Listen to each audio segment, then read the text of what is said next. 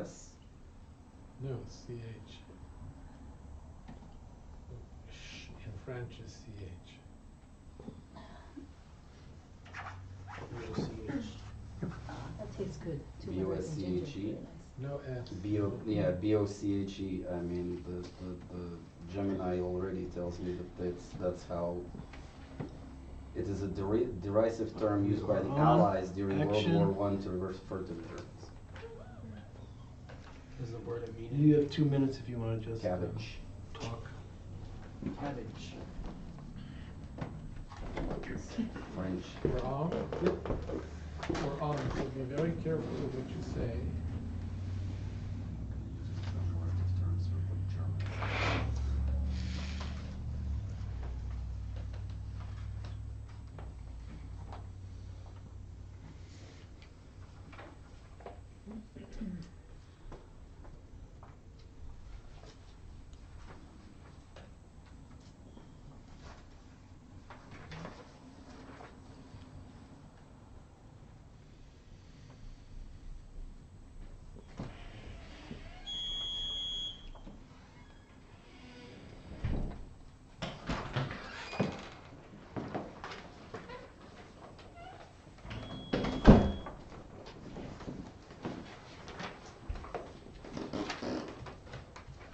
Good evening. Good evening.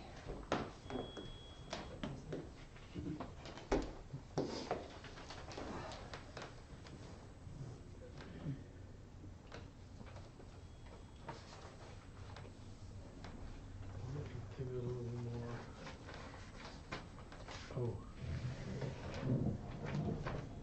This doesn't do anything. Are any of the legs not? I know you have a very steady hand. What would you like me to do? Just turn that top thing This just a thing? little so that Kalachakra No, is. camera, you don't have to move that. It's camera, that camera. Camera 1. What? Camera 1. So, Darren. Yeah. Come look at this.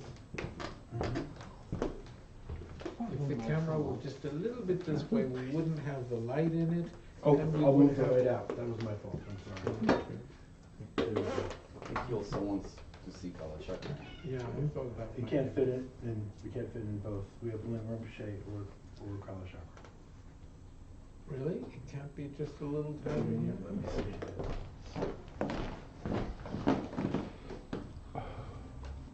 Yeah. Perfect. Okay. Yeah. Now we had them both? I think so. No, you went too far. When I said perfect, it was perfect. Perfect. Okay. Action. Yes. Take 2. So, welcome to the Tibet Center. We had a, what's it called when you're online early? Is there a word for it? Dress rehearsal? Dress rehearsal. Warm up. Hair and makeup. That's right. And so welcome to the Tibet Center here at 502 North Ridgewood Road, South Orange, New Jersey. We will begin by reciting the prayer for the spreading of the teachings throughout the length and breadth of the West. You'll find all the prayers in the FAQ section on the tibetcenter.org on our, I think, front page. So scroll down. So, by the force of the blessings of the non-fallacious three precious chants, and of the truth of our pure selfless wishes, may the precious Buddhist teachings flourish and spread to the expanse of all areas throughout the length and breadth of the West. For all the people living there together with their near ones, who have engaged in the teachings and have faith and respect for them, may all conditions adverse to their practice of the pure Dharma be dispelled, and an excellent collection of favorable conditions increase like the waxing moon, and especially for those who work on methods to accomplish the flourishing and spreading of the victorious one's teachings, which are a source of benefit and happiness. May they never be oppressed by masses of interference and adverse conditions, and may this spontaneously happen just as we have hoped and wished. The Heart Sutra. Thus have I heard once. The Blessed One was dwelling in the royal domain of the Vulture Peak Mountain, together with a big gathering of great monks and great bodhisattvas. At that time the Blessed One entered the Samadhi, which examines the Dharmas called profound illumination, and at the same time noble Avalokiteshvara, the Bodhisattva Mahasattva, looking at the profound practice of transcendent knowledge, saw the five skandhas and their natural emptiness. Then, through the inspiration of the Buddha, Venerable Shariputra said to Avalokiteshvara, how should those noble ones learn to wish to follow the profound practice of transcendent knowledge?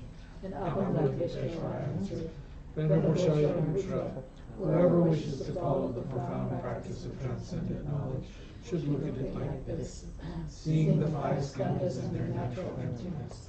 Form is empty, emptiness itself is form. Emptiness is not separate from form, form is not separate from emptiness. In the same way, feeling, discriminating awareness, compositional factors, and consciousness are empty. Thus all the dharmas are empty and have no characteristics. They are unborn and unceasing. They are not impure or pure. They neither decrease nor increase.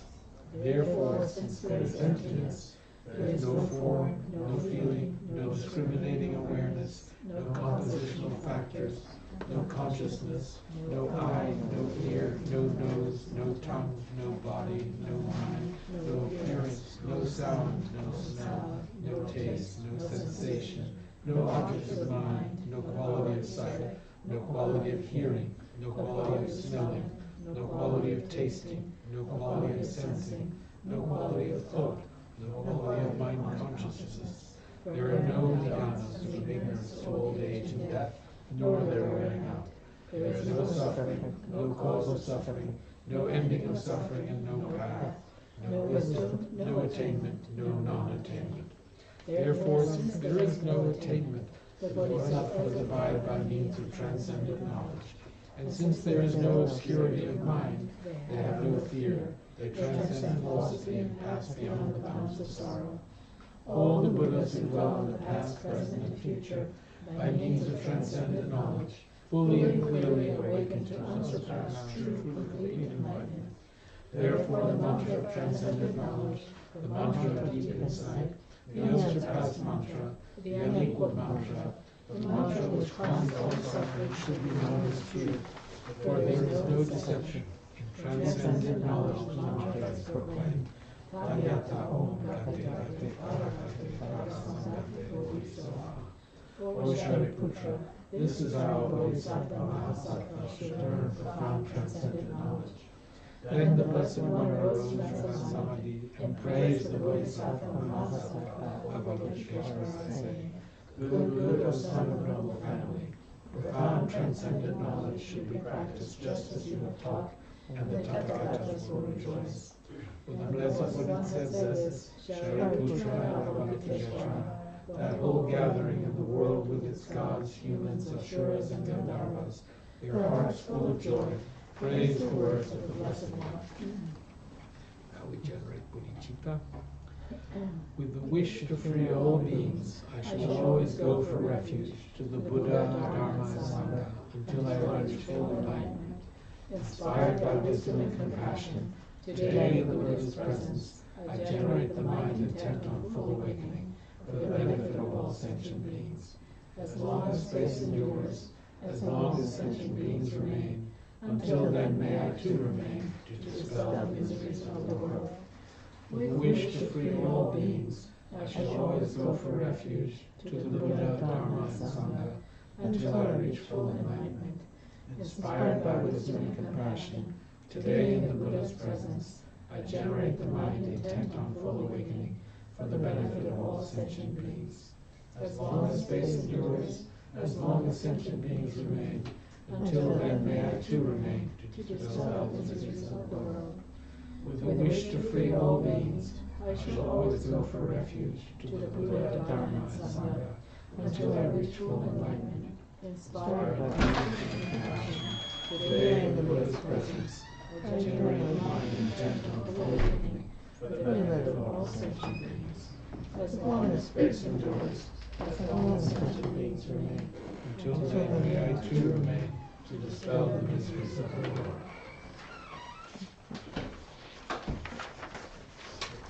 So we shall recite one rosary of Om Mani Padme Hum, thinking of developing the wish to remove the suffering of all sexual beings. Om Mani Padme Hum, Om Mani Padme Hum, Om Mani Padme Hum.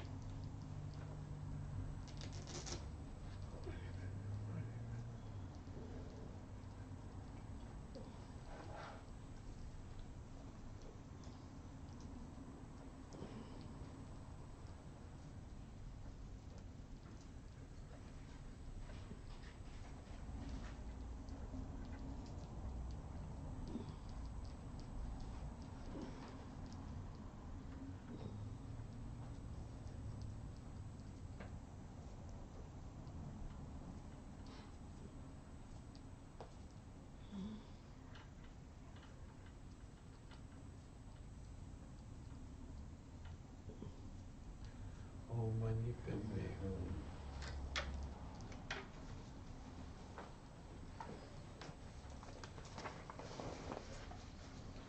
So, we have been discussing Beyond Religion, Ethics for a Whole World by His Holiness the Dalai Lama.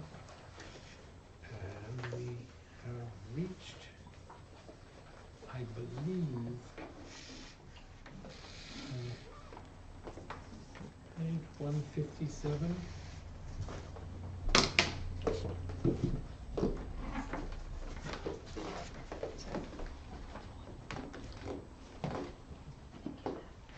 Dropped your pen.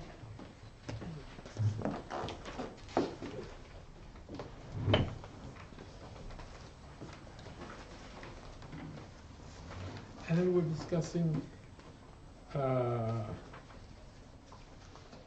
to meditate. And as we discussed, I think last week, the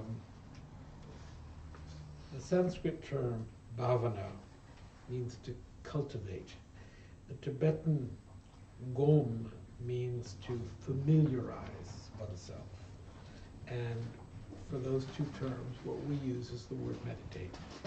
And so meditation is a form of cultivating something, familiarizing ourselves with the subject. And it's not necessarily some kind of a formal thing where you sit straight and breathe in a particular way.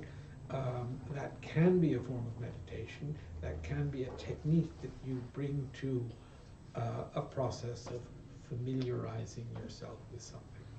And there are two aspects to this familiarization. One is developing a deeper understanding of it on a more, let's say, intellectual level, thinking about it, establishing the veracity of a particular idea. And the other is remaining focused on whatever the result. So the process of thinking about it is stopped, and you simply hold on to whatever that resultant idea is, and you, let's say, it would be sort of like absorbing that the result. And I think that the last time we were talking about when we wish to develop a realization of impermanence, impermanence in the sense that things exist within time, they are momentary. The impermanence of a phenomenon is not something that we can perceive directly. Impermanence is something that we have to actually infer, and the method of inferring impermanence is to understand that if something is impermanent, it must be momentary, that everything that is momentary is necessarily impermanent, that impermanence is that momentary quality. And so if we look at whatever the phenomenon is, let's say my watch is impermanent. Now that impermanent quality of the watch is not something that I can perceive, but it is impermanent because it is momentary. And if I can establish that the watch is momentary, and that anything that is momentary is impermanent, I can establish that the watch is impermanent. That little logical phrase, if I contemplate it, if I go through the process of saying this watch is momentary, it exists from this moment of the watch to this moment of the watch to this moment of the watch, and therefore anything that exists in that momentary sense is impermanent. And since this watch exists in that momentary sense, it is impermanent. Now that little procedure that I've gone through is something that the thinking about it is meditation. It is analytical meditation. And it will lead to an eventual inference of the impermanence of the watch. Once I have actually recognized, acknowledged, had some kind of realization of the impermanence of that impermanence of the watch, then I have to hold on to that. I have to not think about it. I have to remain focused on the result, on the resultant realization or inference of the impermanence of watch. At that point, I'm using a different meditative technique, which is placement. And that sort of begins to bring about a deeper actual realization of the impermanence of the watch. So those are the two techniques of meditation that are usually talked about. They are both processes of developing. Can you ask him to turn off the volume of what I'm saying? Can you turn off the volume? No. No? You said no. Say please. Oh, mine. Oh, Yours. Please. He said yes. Thank you, darling. We have to say please.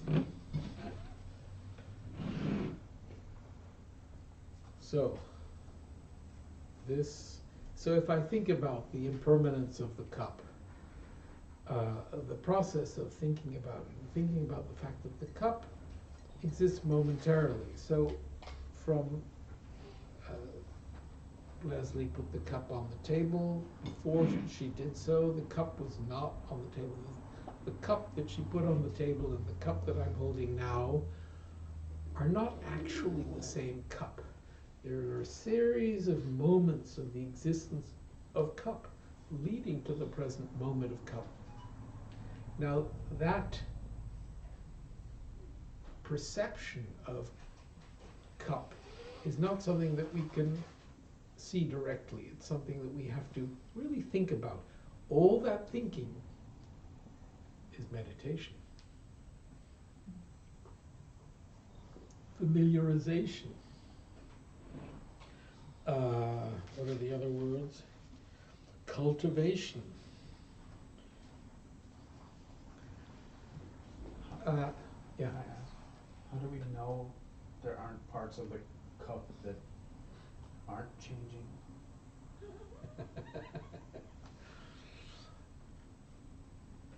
So I'll let you think about that. That's good. You consider that. So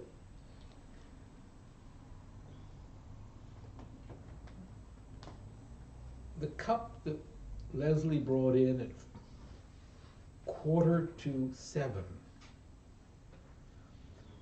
there have been a series of moments of existence of cup. If you are worried that the handle of the cup is not progressing in time the way the rest of it is, I mean, if you knock the handle off and break it, then it ceases to exist, right? Yes. But the rest of the cup exists, right? Yes. So what part of the cup are you worried about not existing impermanently? I'm not worried, at least I'm not aware, but I was thinking that maybe it's possible that in certain moments a particle of the cup is not changing, and then later on it can change. So instead of thinking about the particles changing, Yes. think about it more conceptually as the cup and all its particles, however, at whatever rate particles change. We can ask our scientists here. I'm sure that they're dancing about on some atomic level, yes? Can we say dancing? Sure. Spinning. Spinning, whatever. But regardless of how they change, it still progresses within time. Whatever part of the cup you're worried about, not worried, but you are concerned about,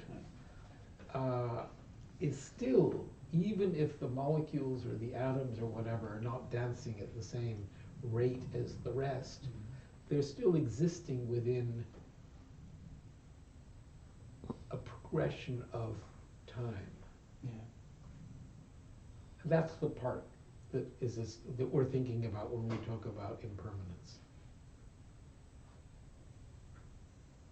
Now, you know, this discussion,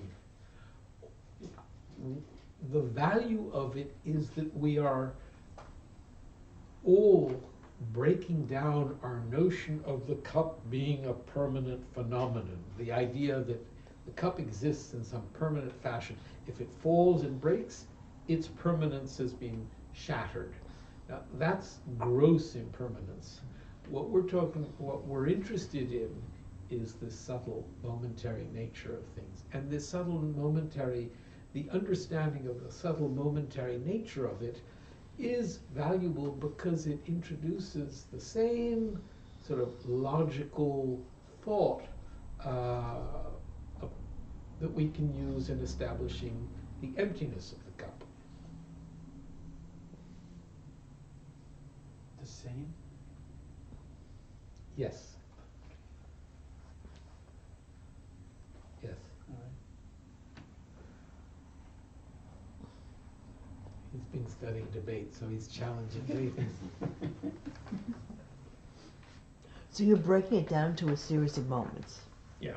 Nothing more than a series of moments in Right. subtle impermanence. Okay. I have a question. What if the cup remains in exactly the same place and everything around it doesn't change, let's say for 100 years? Let's say you put it in a safe somewhere, and how? I think then it's permanent. It becomes permanent. After 100 It's years, we saying- give it a little stamp that says You're permanent. not allowed So to my, say my that. point is that how then can you see the impermanence behind that if you cannot, if nothing, will it eventually corrode? What will happen to it? What, I mean, in a gross sense, what will happen to the cup? I think you have to ask our scientist over here because But there's a really pedantic question that I didn't ask because I don't want to hold up the. But it's the same question she's asking. So can I rephrase her question in a much more pedantic and annoying way? A scientific ask way, her, maybe. discuss it with In her. a scientific way, perhaps. So when you say that you can break down the cup into atoms, you're essentially using the reasoning that any compounded object is necessarily impermanent. It's made up of I mean, it doesn't really matter whether it's atoms or other Anything, kinds any of parts. product is impermanent. Right, Anything so I that's mean, produced. you're using as an example that it's a product of atoms, but it actually doesn't matter whether it's atoms or what, as long as it's a product, it is impermanent. Correct. So, I have a really pedantic question about this step. Okay. Thank you. 1, 2, 3. How does that argument work exactly? So when something is a product, I see that it cannot be permanent, because if I can put it together, I can take it apart. But that aspect of permanence is sort of gross permanence, gross impermanence. What we're talking about here, the fact that something is a product becomes a proof for subtle impermanence as well. So instead of me talking, can I just ask you to elaborate on the argument for that? So how does that argument go, that anything that is a product is necessarily subtly impermanent? Mm-hmm. Because it's produced.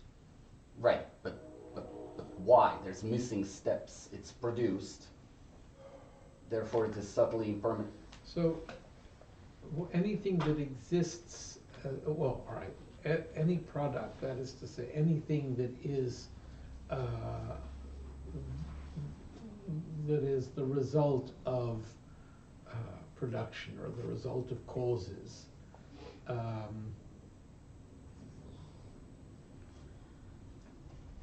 exists within time, exists from in a momentary fashion.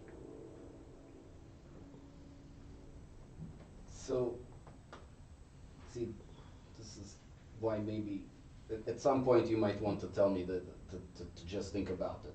So this, I actually don't see this step, right? I see the step that, okay, it's a product. It can be taken apart.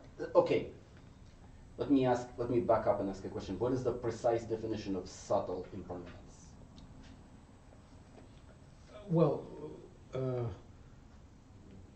the definition of impermanence, which is, and we're talking about subtle impermanence, is momentary. Which means that it is that phenomenon is a continuum of moments. Yeah. Changes moment. Right. So I think you can ask the question of why can't the phenomenon within each of those moments be exactly the same as in the previous one? It can be. Right. It can, right. That's. But when we say exactly the same, one would have to say exactly similar, because the phenomenon that exists at this moment of time, though exactly similar to the phenomenon that exists at this moment of time, are mutually exclusive. Simply by virtue of existing at different moments of time, right? Correct. Right. And the simple reason why a product is by this definition momentary is because at the point at which the product came together, that is its first moment. It did not exist before, it exists at this point, therefore it must be momentary in that it is not Yes. That's literally just it, right? Yes, but the it, we're more concerned with this subtle quality of impermanence is really talking about the phenomenon once it has been produced.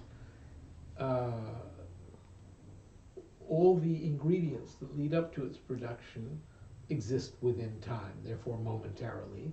Once they've been put together, they exist within time, momentarily. Everything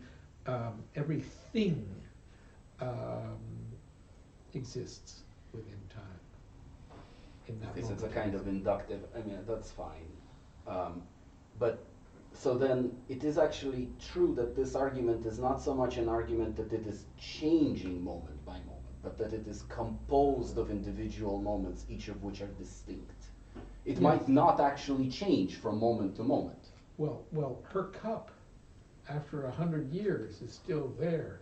But, I mean, we're not talking about the physical, and I don't know about the physical. I turn to you for an explanation. I mean, it actually cannot, I mean, it is actually true what you're saying, as far as we know. What you are saying is true. It is actually changing from, at every level I'm that you zoom gonna into. take this whole But- conversation again.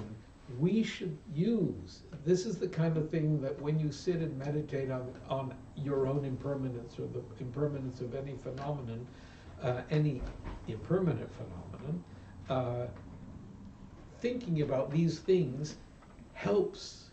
This is meditation, this is familiarization, this is what we should be doing. I should tell him that he should think about these things himself. It's true, I because tell the more you- poor Mark to think about The questions more you that he think has. about it, the more analogies you come up with. For example, like even if this cup is 100 years old, eventually with what is it, corrosion? I mean, I'm not a scientist, but then eventually it will change color or it changes, something will happen to it. So it physically it is changing. It will eventually cease to be normal, ordinary matter. It will, if you give it enough It's a time. long, long time. So also in the creation of the cup, I was just imagining this, for example, you take the different parts and you look at it sort of like a slow moving movie, they sort of all come together from these things that are not the cup, and that's a different moment of the cup. That's what he was Oh, saying. okay, sorry. But I'm Yeah. trying to bring us back to, once the cup is the cup, here is the cup. Even this cup exists momentarily, without thinking about the fact that it wasn't a cup time. first, and it won't be a cup in the future. When we're talking about this subtle quality of impermanence, it's the mere fact that the cup exists from moment to moment to moment, each moment being the cause of the next and the result of the prior moment. We're shifting the focus more to the time aspect as opposed to the physical aspect. That's the definition of impermanence is momentary, Right. existing moment by moment by moment. It's not to use Western terminology, it's not really an empirical statement about atoms in the cup. It's an ontological statement about the nature of the cup. That the cup is made up of moments. When you use the word cup, you're referring to a sequence of moments. And these are not little slivers of moment of cup that can be identified as a particular moment. Each moment can be divided and divided and divided and divided, and there's, as I think I said the last time, there are these two schools of thought that debate a moment, and the schools are made of meditators who are able to, in their minds, identify a 60th of a snap of a finger or a 260th of a snap of a finger. And they can actually, they claim that they can actually identify what they consider to be a sliver of time which cannot be subdivided. From a theoretical point of view, we can say that if you have two such moments of time, or three, let's say, the middle moment of time has the point in time where it is touching the prior moment, and that point where it is touching the next moment, and therefore it can be subdivided. So there's no element of time that cannot be subdivided. So again, this is what we should think about. And this whole process of thinking about phenomena as having this quality of impermanence breaks down our thinking of things as having some Substance. kind of, and it breaks down our attitude towards the phenomenon. Is there another way of meditating on emptiness, or is it mostly? This is not a meditation on emptiness. This is a meditation on impermanence. But is there another way, or is impermanence the way to reflect on emptiness, or Not is there emptiness. on impermanence? Sorry. On impermanence. Oh, I No, see. this Oh, you can think of if you think about you have. I won't go into this. This is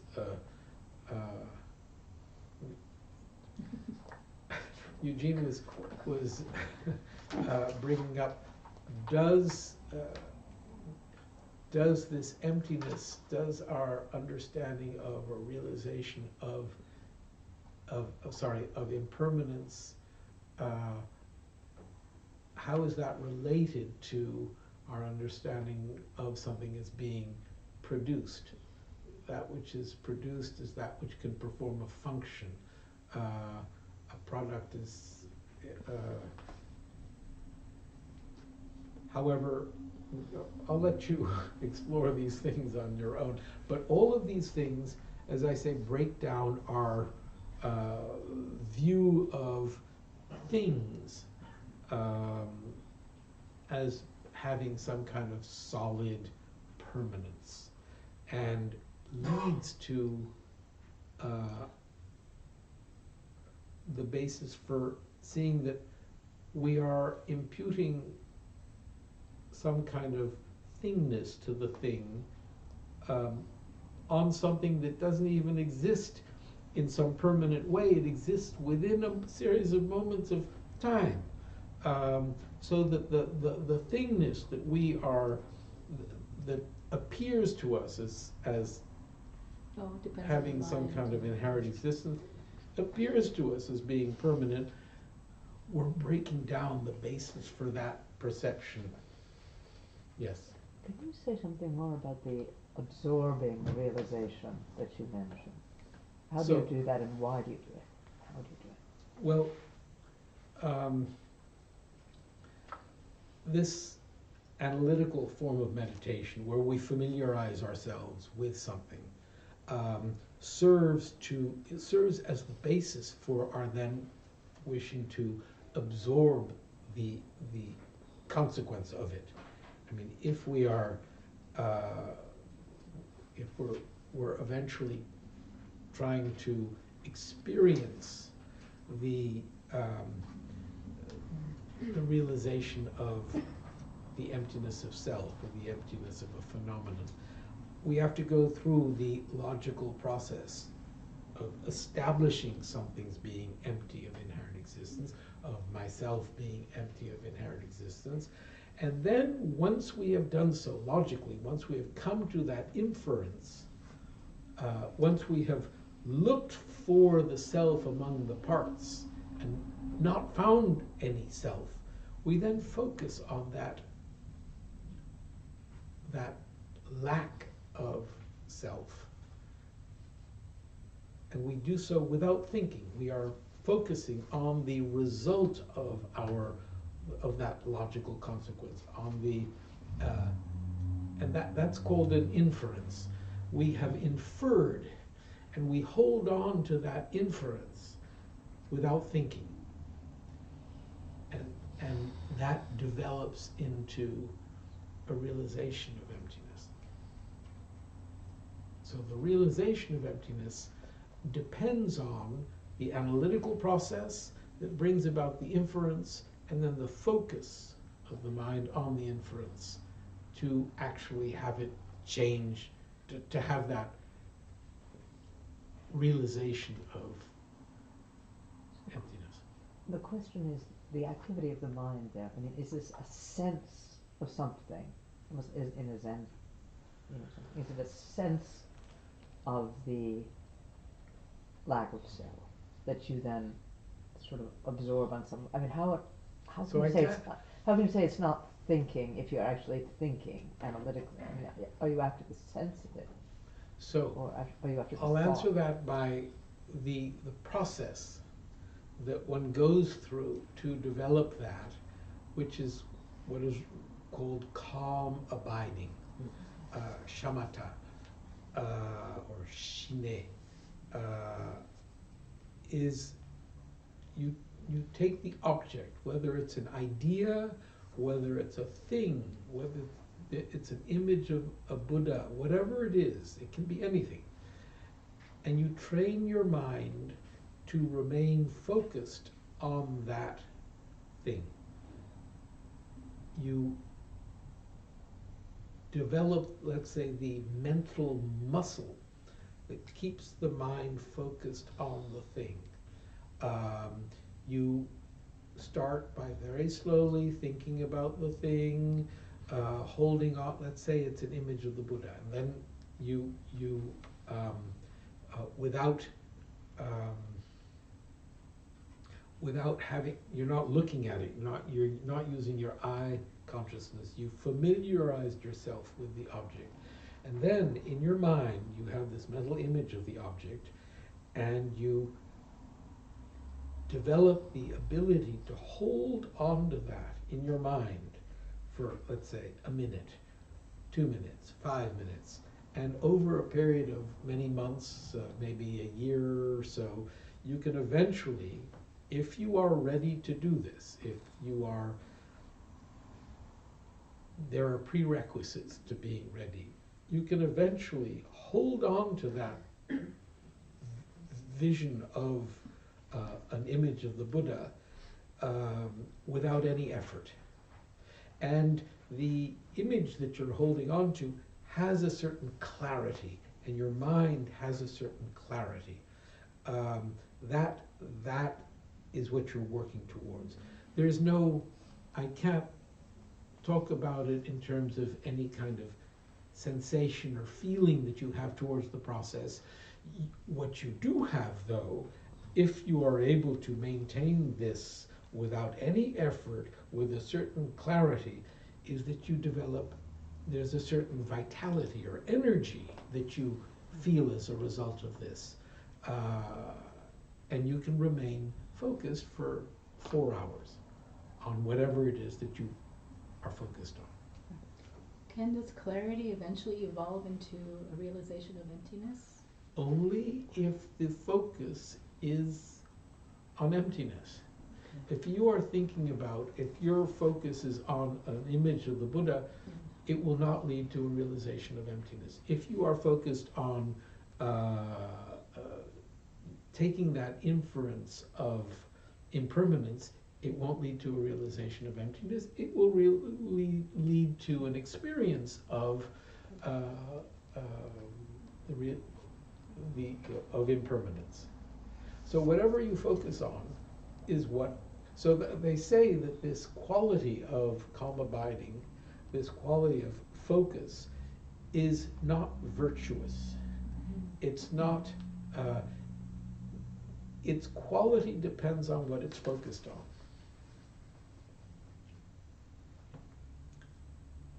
So now these are, here we're talking about the sort of outer extremities of, of this meditative process. When we want to buy a car, Darren? Darren? Darren? Yes. If one wants to buy a car, Which one wants to? Buy a car. Yes. one studies, one figures out what the best car is. One looks into the different options. Consumer reports. One buys consumer reports, and one studies, and one sees what one's budget is, and one goes through one's needs, one's budget and the material on the subject matter to the point where one arrives at the conclusion. This is the car I need. So that's the that's the process. You don't then have to focus the mind on that car and absorb the car. You can do it if you want to.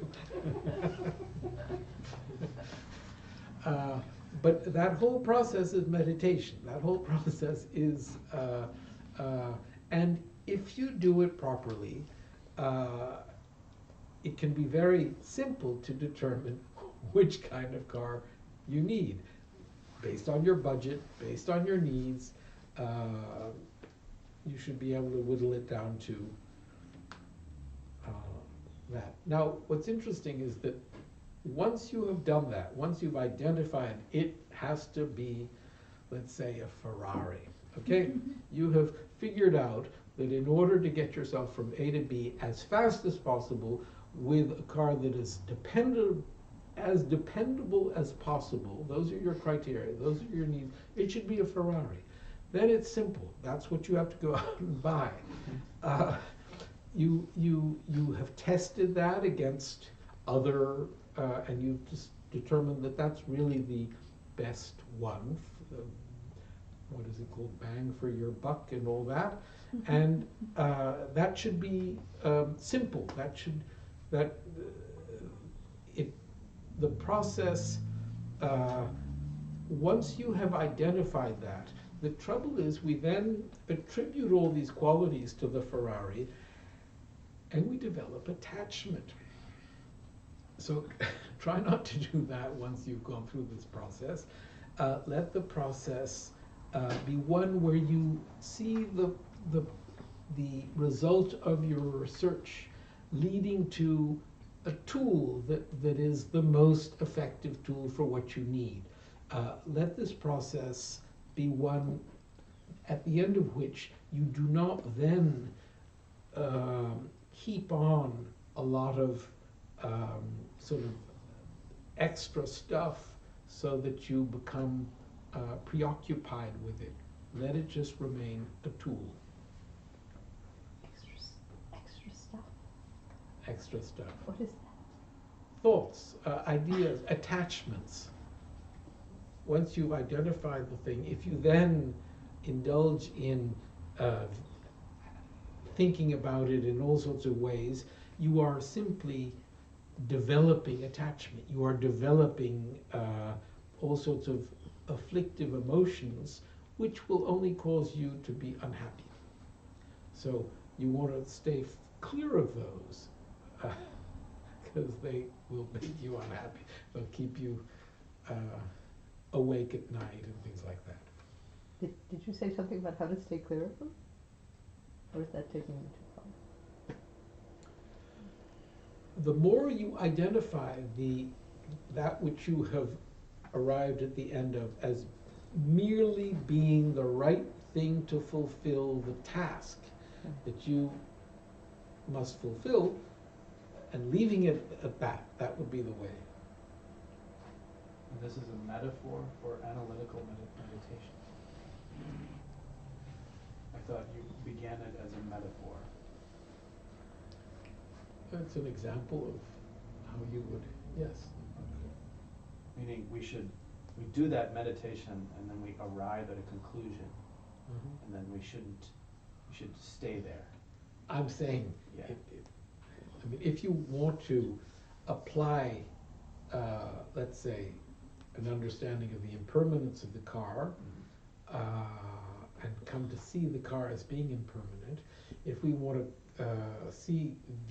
go further and begin to explore the ways in which the car would have to exist if it were to exist inherently, and see that given that it is made up of parts, and given go through looking for the car among its parts and find that there is no car, that process will break down any sense of an inherently existent car, and that will help, our attachment to the car is based on the appearance of an inherently existent car. It is that appearance of inherent existence that causes the afflictions to arise. If we can break down that appearance of inherent existence, the appearance of inherent existence are going to be there until we have a realization of emptiness. But if we can think about it, that in itself will begin to diminish. We will diminish that overwhelming sense of wonder of that car that we wish to buy. When you engage in the meditation of emptiness, do you recommend that you also do calm abiding first? Is it advisable to master that before one engages in? At our level, we are meant to do a little bit of keeping the mind focused on something, just so that we can handle it. Developing calm abiding. If you read the prerequisites for actually engaging in the meditation for developing calm abiding, you have to have no real preoccupation with the affairs of this life. You can't have any preoccupation for, good things, good quality food, good quality clothing, or your environment. You can't have any sort of gross attachments.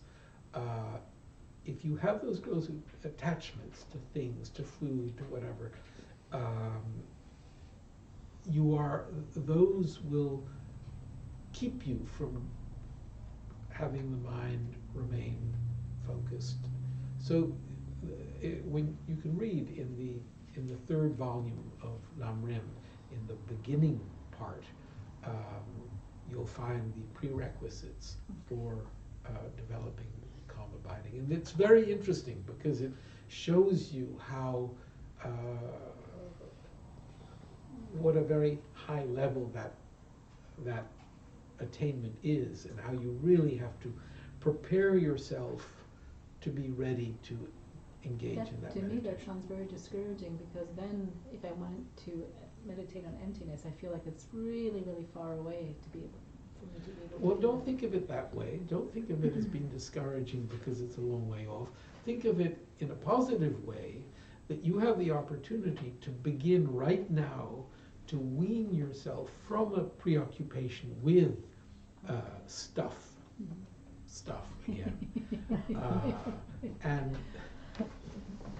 The stuffy stuff. Opportunity. You have the opportunity. yes, you now have the opportunity to wean yourself with wanting the perfect this, the perfect that, the organic this. All of those preoccupations inhibit your ability to develop that calm abiding. You have to, and you can start working on that right now. As soon as you start working, you are taking steps towards developing the calm abiding that you will need in order to have a realization of emptiness. So you can start and apply that. It means that from right now you can begin to work towards that realization of emptiness. The meditation on impermanence is different from the meditation on emptiness. Yes. He's made a statement. I'm also asking.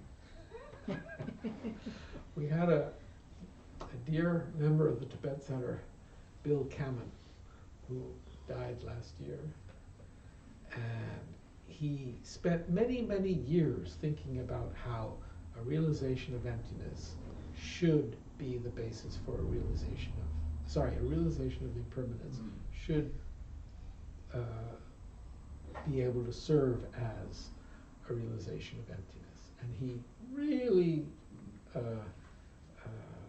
considered that deeply in his studies and meditation, and became more and more convinced that a true understanding of impermanence would undermine something's being able to exist inherently. Did it work? I don't know, but the fact that he thought of it, that he considered it, that he read about it, that it became something really important to him, will surely have served to have him, as he was going through the end of his life, it would have prepared him for whatever he was going through in a more constructive and more engaged way than if he hadn't.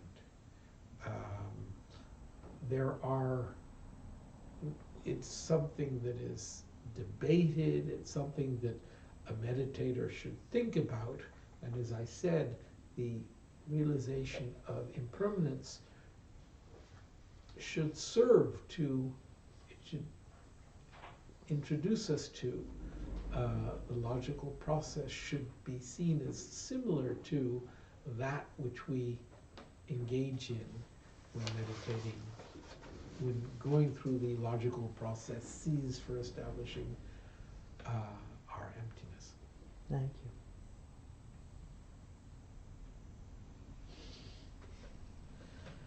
Okay, so, gosh, we really, let's quickly look at Which page? 157. So, there's nothing mysterious about this process of transformation. In fact, it is something that occurs in our everyday life. A good analogy is the process of acquiring a skill such as swimming or writing. So this is the process of becoming familiar with something. Thinking about it, they talk about hearing, contemplating, and realizing. The three steps that you go through something like impermanence or emptiness. You have to first of all be taught it. You then have to debate it and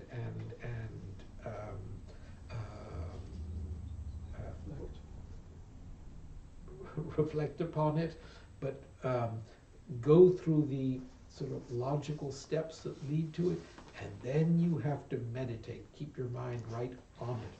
Those are the three steps that lead to a realization of emptiness, a realization of impermanence. So here, at a, let's say, a simpler level, a good analogy would be acquiring a skill such as swimming, riding a bicycle, where the key factor is actual practice. In the context of education, for example, this progression from first hearing or learning to deepening one's understanding through critical reflection to conviction is quite usual. It is well known, for instance, that knowledge that is based simply on hearing or reading without being processed through reflection does not lead to strong conviction. For this reason, it cannot result in any real change within us. But if, through the critical reflection, we have gained deep conviction about what we have learned, this can lead to a serious commitment on our part to make that knowledge part of our personal outlook. This process applies not just to the development of intellect, but also to that of our more effective qualities, such as compassion. Through critical reflection, we come to recognize the value of compassion. This can in turn lead to a profound admiration for the virtue itself. Admiration of the virtue may then lead to a commitment to cultivate compassion within ourselves, and this commitment to actual practice, the practice of compassion, be compassionate. In other words, awareness of the benefits gives rise to conviction that it is worthwhile to practice, and practice leads us to actually realize or bring into being the quality or virtue we began by reflecting on. Does anyone want to say something on that?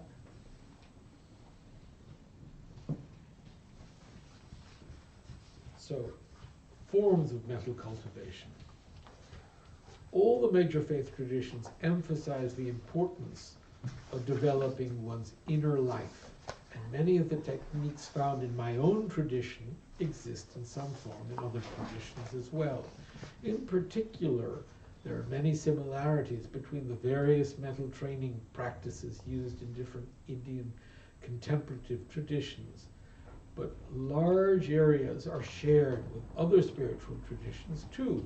Recently, for example, I attended a very enjoyable and informative talk on contemplative prayer given by a Christian Carmelite monk, who pointed out some striking similarities between Christian and Buddhist techniques. Yet for all the associations of meditation or mental cultivation with religion, there is no reason why it should not be undertaken in an entirely secular context. After all, mental discipline itself requires no faith commitment. All it requires is a recognition that developing a calmer, clearer mind is a worthwhile endeavor, and an understanding that doing so will benefit both oneself and others. So far as my own daily practice is concerned, besides certain specifically religious and devotional exercises, I engage in two main types of mental cultivation practice: discursive or analytical meditation and absorptive meditation. The first is a kind of analytical process by means of which the meditator engages in a series of reflections, while the second involves concentrating on a specific object or objective and placing one's mind upon it as if dwelling deeply on a conclusion.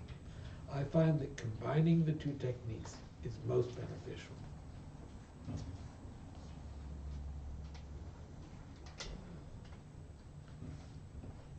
So maybe that is the place to stop.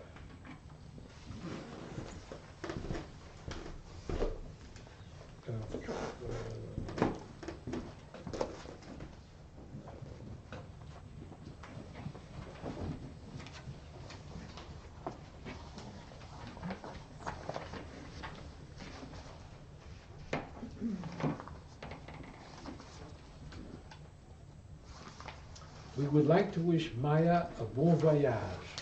Oh. Merci beaucoup, Turkina.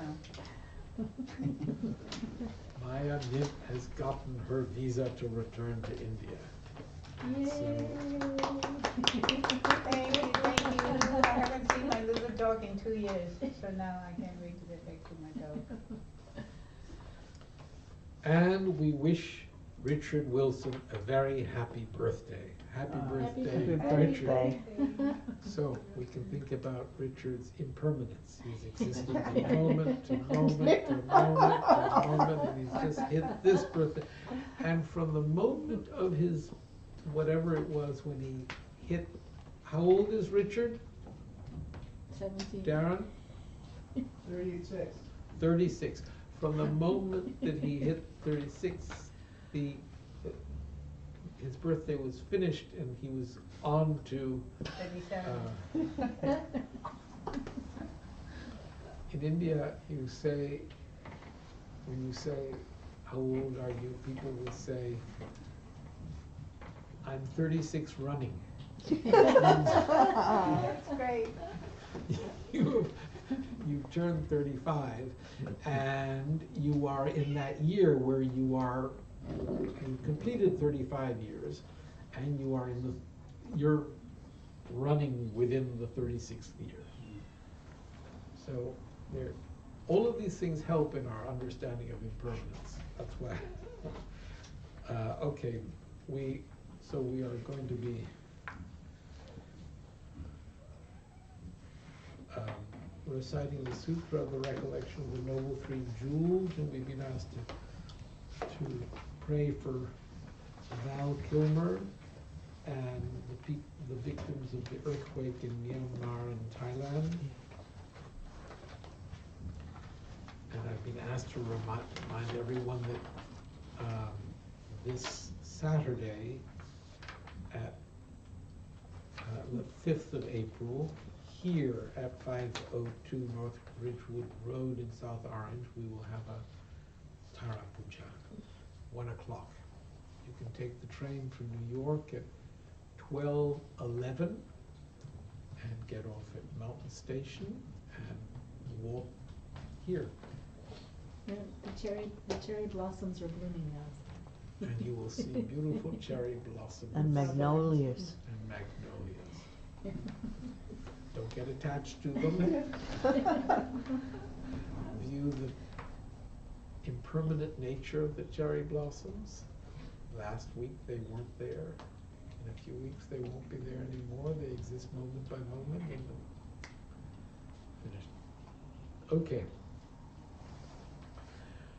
I prostrate to the Omniscient One. Thus the Buddha, Bhagava, Tathagata, Arhat, Sambuddha, the learned and virtuous one, the Sudatta, the knower of the world, the charioteer and tamer of beings, the unsurpassable one, the teacher of devas and humans is the Buddha Bhagava. The Tathagata is the form of merit. He does not waste his virtue. He is completely ornamented with all patience. He is the basis of the treasures of merit. He is adorned with the minor marks. He blossoms with the flowers of the major marks. His activity is timely and appropriate. Seeing him he is without disharmony. He brings true joy to those who long with faith. His knowledge cannot be overpowered. His strength cannot be challenged. He is the teacher of all sentient beings. He is the father of the sons. He is the king of the worlds. He is the guide of those who journey to the city of Nirvana. He possesses immeasurable wisdom. He possesses inconceivable confidence. His speech is completely pure. His melody is pleasing. One never has enough of seeing him. His form is incomparable. He is not stained by the realm of desire. He is not stained by the realm of form. He is not affected by the formless realm. He is completely liberated from suffering. He is completely and utterly liberated from the skandhas. He is not possessed with dhatu's. His ayatanas are controlled. He has completely cut the knots. He is completely liberated from extreme torment. He is liberated from craving. He is crossed over the river. He is perfected in all the wisdoms. He abides in the wisdom of the Buddha Bhagavats who arise in past, present, and future. He does not abide in nirvana. He abides in the ultimate perfection. He dwells on the Bhumi where he sees all sentient beings. All these are the perfect virtues of the greatness of the Buddha Bhagavat. The Holy Dharma is good in the beginning, good in the middle, and good at the end. Its meaning is excellent. Its words are excellent. It is uncorrupted. It is completely perfect and completely pure. It completely purifies. The Bhagavat teaches the Dharma well. It brings complete vision. It is free from sickness. It is always timely. It directs one further. Seeing it fulfills one's purpose. It brings discriminating insight for the wise. The Dharma which is taught by the Bhagavad is revealed properly in the Vinaya. It is renunciation. It causes one to arrive at perfect enlightenment. It is without contradiction. It is pithy. It is trustworthy and puts an end to the journey. As with the Sangha of the great Yana, they enter completely. They enter insightfully. They enter straightforwardly. They enter harmoniously. They are worthy of veneration with joined palms. They are worthy of receiving prostration. They are a field of glorious merit. They are completely capable of receiving all gifts. They are an object of generosity. They are a great object of complete generosity. The protector possesses the great kindness, the omniscient teacher, the basis of oceans of merit and virtue. I prostrate to the Tathagata. Pure the cause of freedom from passion, virtuous liberating from the lower realms. This alone is the supreme ultimate truth. I prostrate to the Dharma which is peace. Having been liberated, they show the path to liberation. They are fully dedicated to the disciplines. They are a holy field of merit and possess virtue. I prostrate to the Sangha. I prostrate to the Buddha the leader. I prostrate to the Dharma protector. I prostrate to the Sangha of the community. I prostrate respectfully and always to these three. The Buddha's virtues are inconceivable, the Dharma's virtues are inconceivable, the Sangha's virtues are inconceivable. Having faith in these inconceivables, therefore the fruitions are inconceivable. May they be born in completely pure love. 8 verses on training the mind. With the determination to accomplish the highest welfare of all sentient beings, who surpass even a wish-granting jewel, I will learn to hold them supremely dear. Whenever I associate with others, I will learn to think of myself as the lowest amongst all, and respectfully hold others to be supreme from the very depth of my heart. In all actions I will learn to stretch into my mind, and as soon as a disturbing emotion arises, endangering myself and others, I will firmly face and avert it.